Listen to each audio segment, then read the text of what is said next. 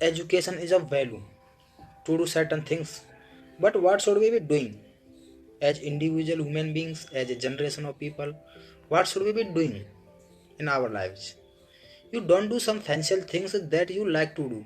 You must do what is most needed, isn't it? Isn't it so?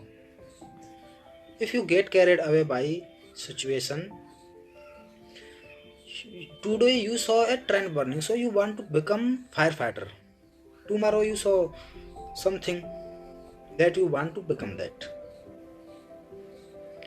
In reaction, in emotional reaction, you choose to become something because you did a school, you went to a college, because you did a college, you went to a next thing and the next thing, and you end up with PhD or highly education. What to do? It's dangerous, because education scientists are saying if you go through 20 years of formal education and land up with a PhD or highly education, 70% of your intelligence is irrevocably destroyed.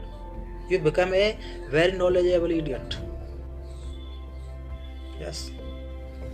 So, are you preparing for the universe or the university?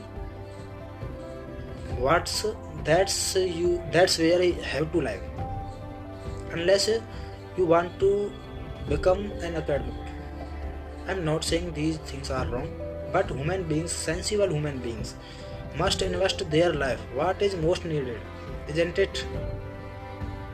The same job, the same marriage, the same situation. They are taking your life. One day it look like heaven, and after some time it look like hell. Not because their things are wrong with those jobs, simply because you are doing it for the wrong reasons. You should not decide your life and course of your life based on immediate compulsion.